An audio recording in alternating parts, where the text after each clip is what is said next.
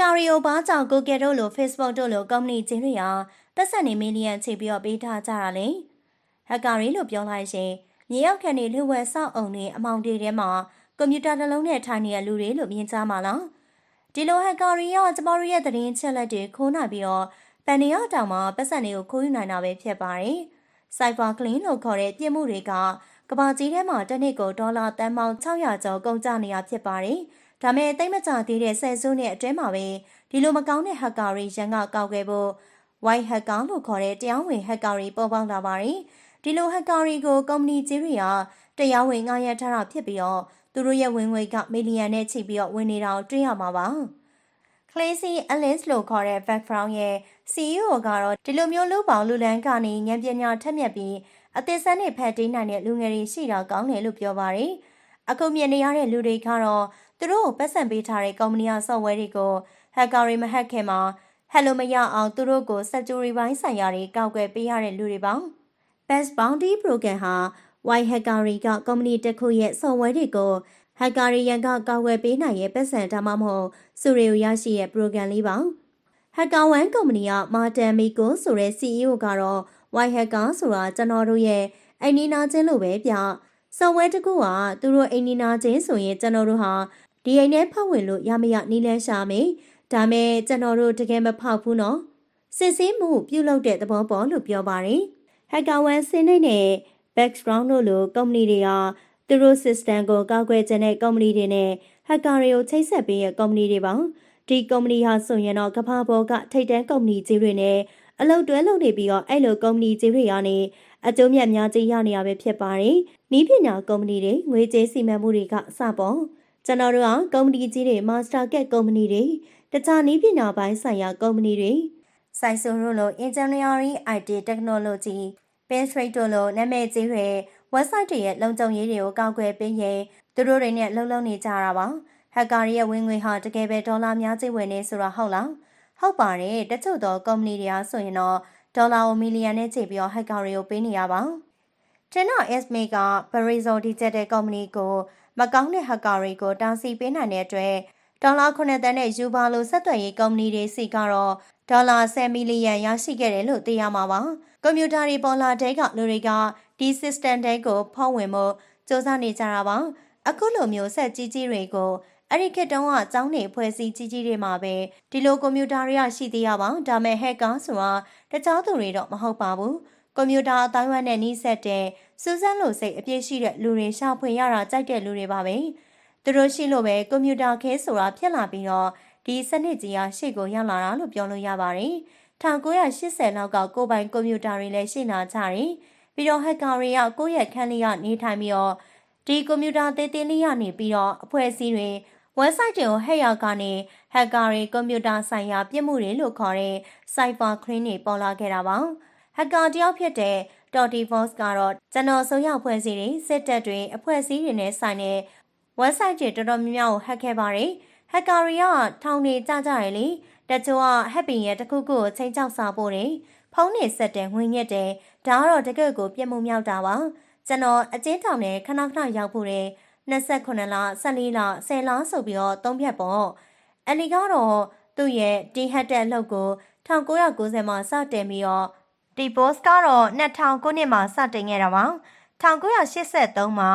ဝါဂိမ်းဆိုတဲ့စစ်ပွဲတွေစောရတဲ့ဂိမ်းတစ်ခုပေါ်ပေါက်လာခဲ့ပါတယ်ဒီဂိမ်းကိုစောရတာအရန်ကြိုက်တဲ့လူငယ်လေးတဦးဟာမတော်တဆစစ်တပ်ရဲ့အဓိကလက်ဝဲချက်တွေပါဝင်တဲ့စူပါကွန်ပျူတာကိုချိတ်ဆက်ပြီးတော့ဟက်မိခဲ့ပါတယ်ဒီလိုမျိုးစစ်တပ်ရဲ့ security system ကိုဒီလိုဆယ်ကျော်သက်ကောင်းလေးကဟက်ထားတဲ့အတွက်သူတို့ကအရန်ကုန်မှရှော့ရောက်သွားခဲ့ပြီးတော့ဒီလက်ဝဲချက်တွေပေါက်ချသွားရင်ကမ္ဘာစစ်တော့ဟော့တဝါ3ဖြစ်လာနိုင်တယ်လို့သိရပါတယ်Ronald Reagan လို့ခေါ်တဲ့အမေရိကန်နိုင်ငံရေးသမားကတော့ဒီဖြစ်စဉ်ဖြစ်ပြီးတဲ့နောက်ပိုင်းမှာသူများရဲ့ကွန်ပျူတာ system တွေကိုဝင်ခွင့်မပေးဘဲဝင်တဲ့သူကိုစိုက်ပေါခွင့်ရစမှုပြမှုမြောက်တဲ့ဖန်ဆီးခွင့်ရှိတယ်ဆိုပြီးတော့အဥပဒေကိုတင်ပြခဲ့တာပါဒါဆိုရင်တော့ကွန်ပျူတာအသုံးပြုသူတွေစီကခွင့်ပြုချက်ရတယ်ဆိုရင်တော့တရားဝင်တယ်လို့ယူဆရတာပေါ့ဒါပေမဲ့ဒီအဥပဒေကခွင့်ပြုချက်ဒါမဲ့ဒီအဥပဒေကခွင့်ပြုချက် authorization ဆိုတဲ့ကိစ္စကိုဘယ်ချက်ပါလို့တိတိကျကျပြဋ္ဌာန်းမထားတဲ့အတွက် Cyber Crime Hash တွေရှိနေစေပါ application တစ်ခုကိုတည်ဆောက်လိုက်ပြီးဆိုရနဲ့ဒီ application ကိုသုံးတဲ့ user တွေရဲ့ information တွေလုံခြုံစေဖို့မတမာတဲ့ hacker တွေရဲ့အန္တရာယ်ကကောက်ွယ်ဖို့ white hacker တွေကပူးပေါင်းပြီးတော့ကောက်ွယ်တာမျိုးတွေ virus ရှင်းတာမျိုးတွေပြုလုပ်ရပါတယ်။ဒါကြောင့်မလို့ botnet program ဟာပေါ်ပေါက်လာရတာပါ။ဒီ program ဟာအပေါ်ကပြောပြခဲ့သလိုပဲကုမ္ပဏီတွေကသူတို့ရဲ့လုံခြုံရေးအတွက်ဒီ program ကနေ white hacker တွေငှားရမ်းပြီးတော့သူတို့လုံးနိုင်နေဆိုရင်တော့စုတွေပတ်စံနေပေးတဲ့ corporation တစ်ခုလိုပါဒီ program ကဘလို့ပေါ်ပေါက်လာတယ်ဆိုရင်1983ခုနှစ်မှာ operating system မှာပေါ်လာတဲ့ error ကိုရှင်းပေးနိုင်တဲ့သူကို Volkswagen ကုမ္ပဏီကထုတ်တဲ့ကားတစ်စီးပေးမယ်လို့ကမ်းလှမ်းလိုက်ရတာကနေဒီ program ကစခဲ့တာပါ1995ခုနှစ်မှာ Netscape Noviskata ဆိုတဲ့ web browser ကလည်းငွေကြေးကမ်းလှမ်းမှုတွေနဲ့ဒီလို program တွေလိုက်လုပ်ခဲ့တဲ့နောက်မှာတော့ Mozilla တို့လို Google တို့လိုကုမ္ပဏီတွေကသူတို့ရဲ့အသုံးပြုသူတွေရဲ့သတင်းချက်လက်တွေကိုကောက်ွယ်ဖို့အတွက် background hacker OneSnake လို့ကုမ္ပဏီတွေနဲ့ဆက်သွယ်ပြီးတော့ white hacker တွေကိုငှားရမ်းခဲ့ပါတယ်။ကုမ္ပဏီတွေက hacker တွေကိုသူတို့ကုမ္ပဏီဘက်ကလိုတိုက်ခိုက်မှုတွေကိုဖယ်ရှားချက်နဲ့ဘယ်လိုတွေကို hacker တွေဘက်ကစမ်းသပ်နိုင်နေဆိုတာတခါတည်းဥပဒေချမှတ်ပြီးသားပါ။သူတို့ဟာကုမ္ပဏီ software အတွက် budget တစ်ခုကိုရှင်းပေးနိုင်ရဲ့အနည်းဆုံးဒေါ်လာ1000ရပါတယ်။ဒီလိုမျိုး hacker တွေတစုတစည်းတဲ့ဖွဲ့စည်းထားတဲ့ဖွဲ့ကို security ဆိုပြီးတော့ကုမ္ပဏီကဖွဲ့စည်းပေးထားတာပါ။ဒီ botnet program မှာအလုံးဝကျန်တဲ့ hacker တွေကသူတို့ရဲ့ ID တွေဖုန်းနံပါတ်တွေ get hash ID တွေကိုဖျက်ပြီးတော့ရှောက်လာတင်ရပါတယ်။ဒီခါကုမ္ပဏီတွေဘက်ကနေပြီးတော့ hacker တွေကဘယ်ကုမ္ပဏီမှာဘယ်လောက်ထိစုရောက်ခဲ့လဲဘတ်ဂျက်တွေဘယ်လောက်ရှာနိုင်လဲဆိုတာကိုကြည့်ပြီးတော့သူတို့စိတ်ကြိုက်ဖြစ်တဲ့လူကိုကလန်းနာမှာသူတို့လုံးလုံးတာရန်ကောင်းတဲ့အခါကုမ္ပဏီတွေဘက်က point တွေတက်မှတ်ပေးပါတယ် point တွေများနေတဲ့ hacker တွေကသူတို့လုံးလုံးတာရန်ကောင်းလို့ပေါ့ hacker တွေကမီလီယံချီပြီးတော့တရားဝင်ရှာနိုင်နေဆိုတာအစကတော့ရုံမှုခက်ခဲပေမဲ့အခုတော့ hacker တောင်လုံးချစ်စိတ်တွေပေါ်ပေါက်လာပါပြီ။ Tony Boss က2014မှာဒီ program ကိုစပြီးတော့မိတ်ဆက်ခဲ့ပေမဲ့သူကတော့တရားဝင်မပါခဲ့ပါဘူး။သူဟာအကျဉ်းလဲကျခဲ့ပြီးတော့ cyber crime ဆိုင်တဲ့ရာဇဝတ်မှုတွေရှိရကြောင်း hacker ကသာတရားဝင်မဖြစ်ခဲ့ရင်သူ့အတွက်ဒါဟာအန္တရာယ်ရမ်းကြီးတဲ့အတွက်သူဟာဒီဖွဲ့ကိုနာမည်မခံခဲ့တာပါ။ကျွန်တော်တို့ကုမ္ပဏီမှာ hacker ရဲ့အတွက်9တန်းရှိပြီးတော့အသက်တွေကတော်တော်ငယ်ကြတာပါ။တချို့ဆို24နှစ်တချို့ဆိုရင်တော့15-16လောက်လေးတွေပေါ့သူတို့တွေကကဘာကြီးရဲ့ဘယ်နေရာမှဆိုဖြစ်နိုင်နေသူတို့ကသူတို့တာဝန်ယူထားတဲ့ system ကို black hacker တွေမလုပ်ခဲ့အရင် hack ကြည့်နေဟက်လို့ရမရပေါ့တကယ်လို့ရခဲ့ရင်ပြန်ပြီးတော့ system ကိုပြန်မြင်နေအတိတ်ကတော့ information ချက်လက်တွေမပေါက်ကြဘူးပေါ့ယနေ့ခေတ်မှာတော့ဖွဲ့စည်းပေါင်း1400ကျော်လောက်က hacker one ကုမ္ပဏီက1200လောက်ကတော့ Bestgrow ကုမ္ပဏီက hacker တွေကိုသူတို့ပတ်စံနေပေးပြီးတော့သူတို့ software တွေ web system ကိုကောက်ွယ်ပေးတာပါဒီလို system ကိုဒီလောက်တင်းကျပ်ပြီးတော့ကောက်ွယ်ထားပေမဲ့ဤပညာတွေတိုးတက်လာတာနဲ့မျှလုံလုံလောက်လောက်မကောက်ွယ်နိုင်တော့ပါဘူးသူတို့မှလည်းအားနည်းချက်တွေရှိတတ်ပါတယ်လူအားပြုလုပ်ထားတဲ့ system တွေဆိုတော့အမှားတော့ရှိကြတာပေါ့ဥပမာပြရရင်2019မှာ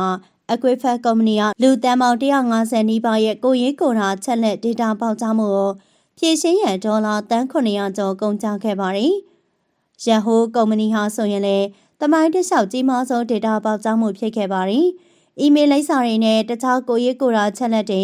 ခိုးယူခံရတဲ့တန်ပေါင်းများစွာသောလူတွေအတွက် Yahoo ကဒေါ်လာ119.5 တန်းကိုလူထုကိုပေးချိန်ခဲ့ရပါတယ်။တင်ရဲ့ website က data ပေါက်ကြားခဲ့ရင်အနည်းဆုံးတင်ရောရမယ့်ပမာဏက9မီလီယံပါအများဆုံးကတော့100မီလီယံဒေါ်လာဖြစ်ပါတယ်။ကုမ္ပဏီကြီးရဲ့ကြီးသလောက်ချက်လက်ပေါက်ကြားရင်များသလိုပေးဆောင်ရတာပါ။ Canal Forecast လို့ခေါ်တဲ့ဈေးကွက်တွက်ချက်တိုင်းတာကုမ္ပဏီက2019ခုနှစ်မှာဒီလိုမျိုးပေါက်ကြားမှုတွေမဖြစ်အောင်ကောက်ွယ်ဖို့124ဘီလီယံဒေါ်လာကုန်ကျခံခဲ့တယ်လို့သတင်းထုတ်ပြန်ခဲ့ပါတယ်။ဘလို့ဖြစ်ဖြစ်ခုခေတ်မှာတော့ cyber crime တွေချိန်ချမှုတွေကိုကောက်ွယ်နိုင်စမ်းတစ်ကမ္ဘာလုံးကိုပြန့်နှံ့နေပါပြီ။ United Airlines တွေကစ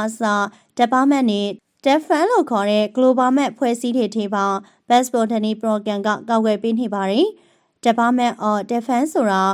Global Map ဆိုရဆိုင်ရာဖွဲ့စည်းတွေကဒုတိယကမ္ဘာစစ်တွဲမှာ Pentagon project ကိုတည်ဆောက်ခဲ့ပါတယ်။ဒီအမေရိကန်စစ်တပ်ဖွဲ့စည်းအောင်ဆိုရင်သူတို့မှာလက်နက်တွေအများကြီးရှိတယ်။အစီအစဉ်တွေအများကြီးရှိတယ်။သူတို့ရဲ့ program တွေကိုလာရောက်ပြီးတော့ဟက်တာမျိုး12ခါလောက်ကြုံဘူးတယ်။ဒီအဖွဲ့အစည်းအကြီးဆုံးအဖွဲ့အစည်းလို့ပြောလို့ရတယ်လို့အင်အားကြီးဆုံးလို့ပြောလို့ရတဲ့အဖွဲ့ပါ။ဒီလောက်ရေးကြီးတဲ့အဖွဲ့အစည်းကိုကောက်ွယ်ဖို့ white hacker လို့ခေါ်တဲ့တရားဝင် hacker တွေအများကြီးလိုပါတယ်။ D4 ဟာဘလို့ပဲဖမ်းခံရသူ့ရဲ့ hacker ဘဝကိုမစွန့်လွတ်နိုင်ပါဘူး။သူဟာဒီလောက်ကိုအရန်ယူသွတ်တယ်။ဒါကြောင့်သူဟာ white hacker ဖြစ်သူ့ရဲ့ carry ကိုစတင်လိုက်တဲ့အခါမှာတော့သူမထင်ထားလောက်တဲ့ပမာဏအထိသူဟာချမ်းသာမှုတွေရရှိခဲ့ပါတယ်။သူရဲ့ပိုင်ဆိုင်မှုကအခုဆိုရင်တော့ဒေါ်လာ1 မီလီယံရှိနေပါပြီ။သူဟာ2019မှာ HackerOne ကုမ္ပဏီကနေတစ်နှစ်အတွင်းဒေါ်လာ8,400,000ရရှိခဲ့ပြီးတော့တခြားစီကတော့ဒေါ်လာ9 သိန်းကျော်ရရှိခဲ့ပါတယ်။သူ့ရဲ့ hacker လုံးနဲ့အောင်မြင်မှုကအမခန်းပါပဲ။ယနေ့ခေတ်မှာကျမတို့ဒေါ်လာတန်ပေါင်းများစွာပိုင်ဆိုင်ထားတဲ့ကြော်ကြားတဲ့ hacker 6 ယောက်ရှိပါတယ်။ပထမဆုံးပြောပြချက်နဲ့တယောက်ကတော့အသက်19နှစ်သာရှိသေးတဲ့စန်တိုကိုလိုပတ်စီပါ။သူဟာဟက်တဲ့ပညာနဲ့ပတ်သက်ပြီးတော့တက္ကသိုလ်လည်းမတက်ခဲ့ပါဘူး။နေပညာနောက်ခံလည်းမရှိပါဘူး။ဒါမဲ့သူ့ရဲ့စူးစမ်းလိုတဲ့စိတ်ကွန်ပျူတာကိုကောင်းကောင်းမွန်မွန်သုံးတတ်တဲ့စိတ်နဲ့သင်္ချာစွမ်းရည်တွေအလုပ်စူးစမ်းမှုတွေကြောင့်သူဟာဒီလိုနေရာမျိုးထိရောက်ခဲ့သူပါ။လူစပတ်ကိုတိုက်ရိုက်ဖုန်းနဲ့ဆက်သွယ်မေးမြန်းတဲ့ခါမှာတော့ကျွန်တော်ဒီပညာရက်ကိုဆဆတင်းတင်းကျန်တော့ကဆိုရင်ကျွန်တော်တွေဒေါ်လာတန်းချီရဖို့ဆိုတာလုံးဝမဖြစ်နိုင်တဲ့အထိအိမ်မက်တစ်ခုလိုပါပဲလို့လိုဘက်ကပြောကြားခဲ့ပါတယ်။ဒါမဲ့တချို့သောကုမ္ပဏီတွေဖွဲ့စည်းတွေကဘက်ကက်တွေဘတ်ဂျက်တွေဘိုင်းရက်တွေရှာပေးတဲ့ဟက်ကောင်တွေကိုပါစုချင်းမှမပေးကြပါဘူး။ဘတ်ပိုတနီနဲ့တူတဲ့အခြားပရိုဂရမ်တွေရှိတယ်။ဟက်ကောင်တွေကဒီဆော်ဝဲဟက်လို့ရမရစမ်းသပ်နိုင်တယ်။ဒါမဲ့ဘာမှတော့မပေးဘူး။ဘတ်ပိုတနီပရိုဂရမ်ကတော့စုတွေရောပတ်စံတွေရောရတာပေါ့လို့ဒီဘောကပြောပါတယ်။ HackerOne ကုမ္ပဏီကတော့ Forbes Global ဖော်ပြချက်အရကုမ္ပဏီပေါင်း2000လောက်ကသူတို့ရဲ့ကုမ္ပဏီရဲ့လုံခြုံရေးဆိုင်ရာပြဿနာ93%လောက်ကိုသုံးစွဲသူတွေကိုမတင်ပြပဲရှိနေရလို့သိရှိရပါတယ်။ဒါကြောင့် hacker တွေက policy တစ်ခုကိုတင်ပြဖို့စ조사ခဲ့ကြပါတယ်။ဒီ policy ကတော့ကိုယ့်ရဲ့ website ဒါမှမဟုတ် software system တွေဟာချို့ယွင်းချက်ရှိတယ်ဆိုရင်ဒါတွေရောအသုံးပြုသူတွေကိုမလေးဝက်ဖဲတင်ပြရတဲ့ policy ပါ။2019မှာတော့ဒီ policy ကို Cyber6 Unity အဖွဲ့အစည်းနဲ့ Infrastructure ဖွဲ့စည်းတို့ကတရားဝင်ထုတ်ပြန်ခဲ့ပါတယ်။ဒါဟာတနည်းအားဖြင့်တော့ hacker ရဲ့စ조사မှုအရာထက်တဲ့သဘောပါ။ကုမ္ပဏီတွေတော်တော်များများဒါကိုလိုက်နာမယ်လို့မျှော်လင့်ပါတယ်လို့ HackerOne ကုမ္ပဏီကပြောပါတယ်။ပြီးတော့ဒီ hacker တွေကမျိုးဆက်သစ်လူငယ်တွေကိုလက်စိတ်ကမ်းဖို့သူတို့ရဲ့ကိုယ်ပိုင်ပညာရေး website တွေပါတည်ထောင်ခဲ့ပါသေးတယ်။အင်တာနက်သုံးတတ်ရင်သုံးတတ်တယ်လို့အကျိုးရှိပါတယ်။ပြီးတော့နည်းပညာတွေထုံးကားလာတာနဲ့မျှမိမိ website နဲ့သုံးစွဲသူတွေရဲ့ information တွေကိုattract လုပ်ချင်တဲ့လူတွေအများပြားရှိနေကြတာပါပဲ။ဒါမဲ့တခုပြောချင်တာကတော့ hacker ဆိုတာနဲ့စိုးနေတဲ့လူတွေcyber attract လုံးနေတဲ့လူဆိုးတွေလို့မထင်မနဲ့ကောင်းတဲ့မျက်စိနဲ့ကြည့်ပေးကြပါ။ကျမတို့ဟာလူတွေကိုကူညီတယ်ကျမတို့ဟာကြွတ်တင်လို့မြေအောင်ခန်းလေးထဲမှာပုံအောင်ပြီးတော့နေရတာမဟုတ်ဘူးလို့ကဘာကြီးကိုသိစေချင်တာပါ။ကျမတို့အလုပ်လုပ်နေတဲ့ကုမ္ပဏီကိုကျမတို့တက်တဲ့ပညာနဲ့ပိုကောင်းအောင်လုပ်ပေးချင်တာပါ။နေပညာစက်တန်းတွေစော်ဝဲတွေဆင်းမြင့်လာတာများပြားလာတာနဲ့မျှဒီယာတွေကိုတိုက်ခိုက်ဖို့ဖြစ်လာတဲ့ bad hacker တွေနဲ့ကောက်ွယ်ဖို့ white hacker တွေနဲ့ ethical hacker တွေလည်းရှိနေပါတယ်။ဒါကြောင့် Google တို့လို Facebook တို့လိုကုမ္ပဏီတွေကိုသူတို့သုံးတဲ့အသုံးပြုသူတွေရဲ့သတင်းချက်လက်တွေမပေါက်ကြားစေဖို့ hacker တွေကိုပတ်စံများကြီးပေးပြီးကောက်ွယ်ခိုင်းရတဲ့အတွက် hacker တွေကပတ်စံကိုမီလီယံနဲ့ချီပြီးရနေကြတာပါ။ဒါကြောင့်ဤပညာဟာခုခေတ်မှာကမ္ဘာကြီးဆုံးငွေတွင်းကြီးဖြစ်တဲ့အပြင်ဤပညာနဲ့ပတ်သက်တဲ့တခုခုတက်ထားတဲ့နယ်လို့အကြံပြုရင်းနှုတ်ဆက်လိုက်ပါရရှင်။ဟုတ်ကဲ့ပါနောက်တက်လည်းတိတိတော့တင်ဆက်မှုလေးတွေနဲ့အတူပရိသတ်ရှင်းမောက်ကိုပြန်လည်ပြီးတော့ရောက်ရှိလာပါမယ်ရှင်။